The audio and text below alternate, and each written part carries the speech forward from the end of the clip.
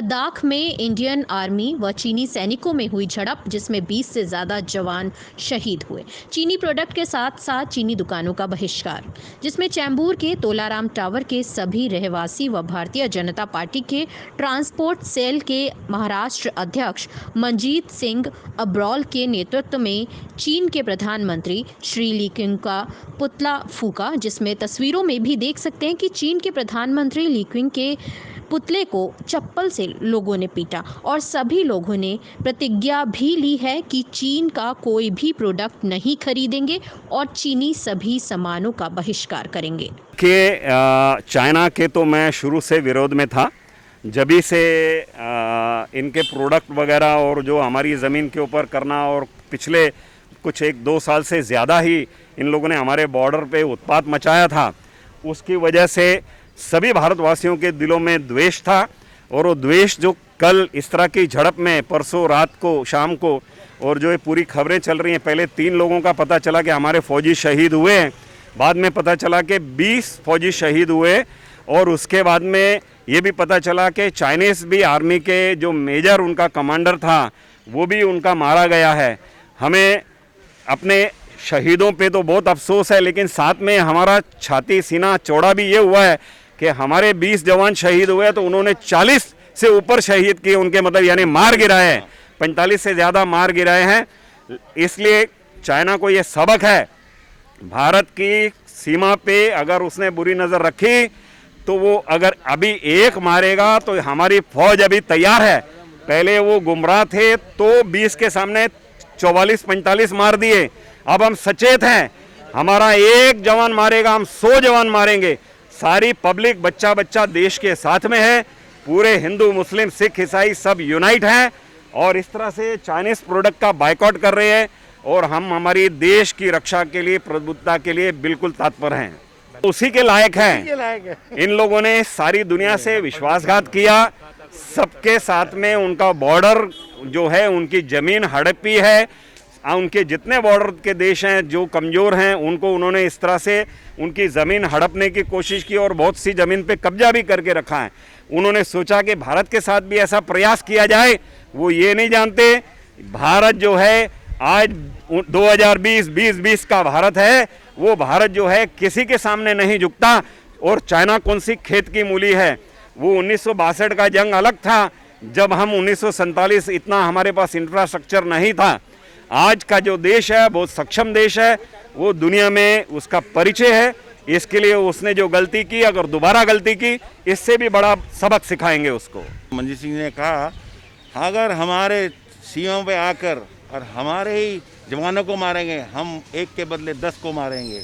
हम पीछे हटने वाले नहीं हैं, इसका बदला लेंगे। और हमारी फौज है, हमारा सारा हिंदुस्तान के बच्चा बच्चा तैयार है। इससे उनको बहुत दुख हुआ है कि उसके लिए हम चाहते हैं कि चाइनीज़ प्रोडक्ट बिल्कुल बायकॉट करें। उनको एक ये फाइनेंशियल लॉस मिलेगा कि वो सब, उन्होंने पूरे वर्ल्ड में अपना जमाने की कोशिश की है, खरीदने की कोशिश की है, वो पैसा इन्वेस्ट करते हैं, उनकी ताकत पैसा है, उनको पैसा तोड़ दिया जाएगा तो ऑटोमेटिकली वो चाइना का बहिष्कार अपने घुटनों पे आ जाएंगे। तो मेरा यही सबसे वो है कि चाइनीज़ के प्रोडक्ट को लेना बिल्कुल बंद करें, अपना हिंदुस्तान की इंडियन चीज़ें लें, be Indian buy Indian. Line doctor विद्यर संधू। आज सुबह हमारे बड़े भाई ने मंजीत वीर जी ने एक आह्वान दिया तोलाराम कॉम्प्लेक्स सोसाइटी के लोगों को कि आइए और हम सब मिलके चाइना के प्रोडक्ट का बहिष्कार करते हैं।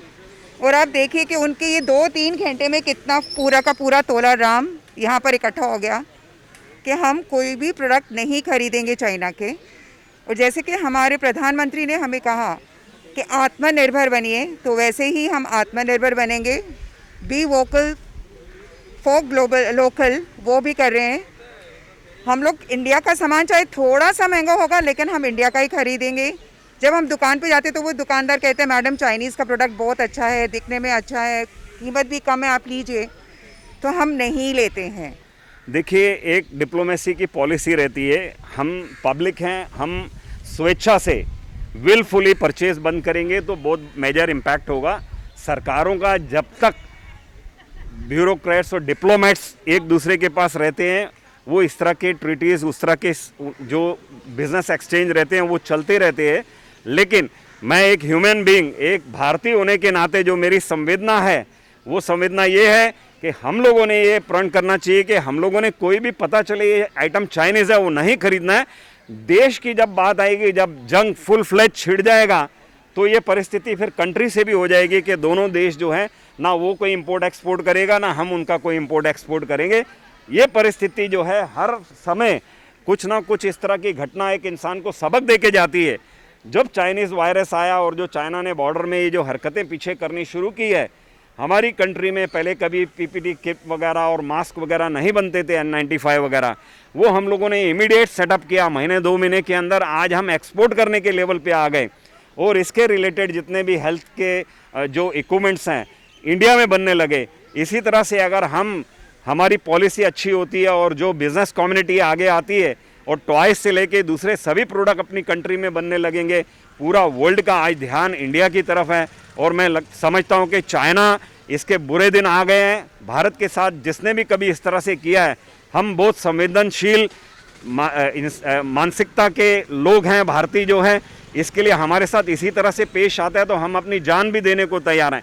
लेकिन किसी ने भी अगर हमारे तरफ बुरी आंख उठाई है तो हमें पता है कि उसको किस तरह से हमने हैंडल करना है। और चाइना के भी बुरा समय आया है, इसके लिए कहते हैं ना कि विनाशकालीन विपरीत बुद्धि।